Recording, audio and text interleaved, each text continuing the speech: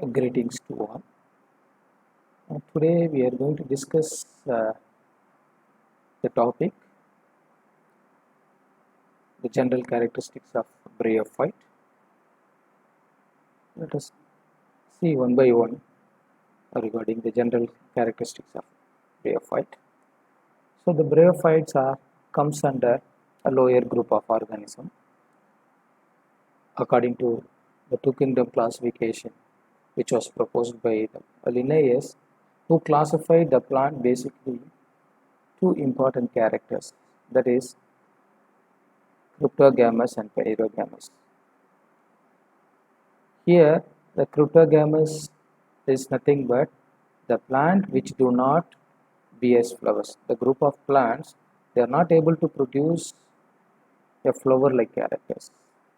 So all this group of plants are comes under cryptogamous. There is another division in plant kingdom, that is phanerogamous. There the higher plants, the group of plants able to produce the flowering characters. There are gymnosperms and angiosperms. Coming to the cryptogamous, again there are three subdivisions based on the habit and other evolutionary characters. So in this cryptogamous, there is Thallophyta, algae and fungi, then Bryophyta and Pteridophyta.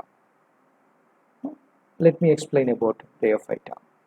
The term Bryophyta was introduced by the great biologist Brown. So generally the terms are derived from a Greek or Latin word. Here the bryon means moss, phyton means plant.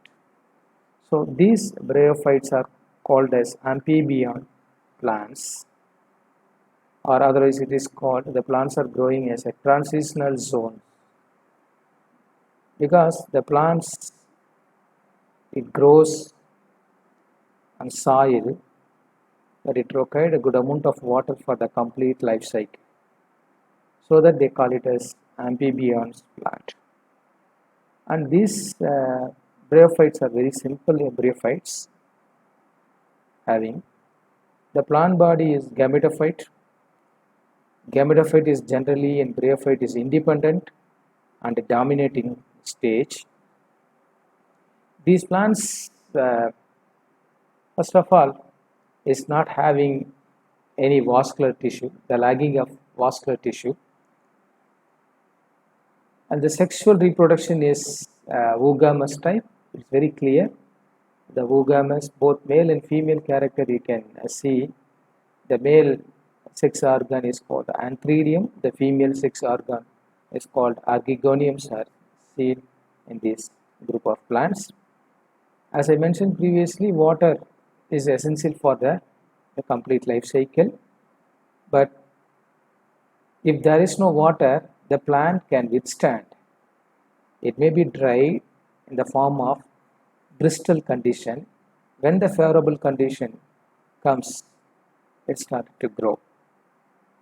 And the sporophyte, if you talk about the sporophyte, is a partial or complete parasite on gametophytic character. So this group of plants show the heteromorphic alternation of generations. Coming to the bryophyte classes, basically the Bryophyta is divided into three important classes. According to the morphological character, the Bryophyta, as I mentioned, is divided into three. The one is Hepatica, Anthocerata, mosses. So we will discuss one by one the general character of the three different classes in Bryophyta. The first one is Hepaticopsida.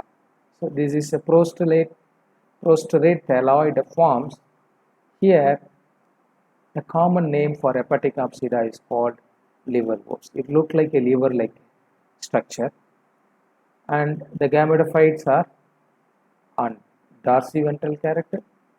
The internal tissues are differentiated in this hepatic apsida, there are two different types of tissues that occupy the entire organisms in this hepatic apsida.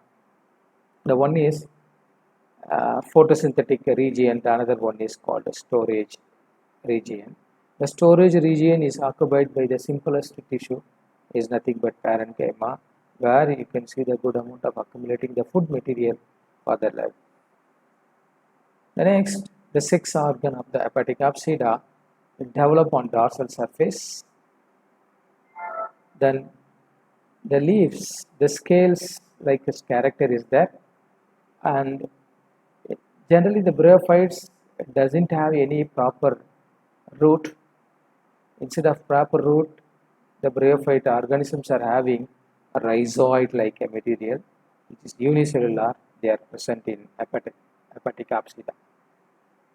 The next one is Anthoceratopsida. This common name of the Anthoceratopsida is hornworts. It looks like a horn-like structure. Here, the group of organisms, the Anthoceratopsida, doesn't have any differentiation tissue, and also the scales are absent, and there is a rhizoid is present which is unicellular. And when you talk about the sporophyte of this Anthoceratopsida, is horn-like structures, and it can be compared to the angiosperm. The next one is Bryopsida. Here the plant body consists of erect leaf shoot, and this common name for the Bryopsida is called mosses, but where you can see the absence of scales. But however, the gametophytic character of the plant can differentiate into axis, leaves, and rhizoids. The complete distinguished character can be seen. So the sex organs are developed on tip of the branches. Here also the rhizoids are branched, and see the other two classes what we have discussed previously, it's a unicellular, but here is a multicellular with oblique septa is there. For example, Funaria. Thank you.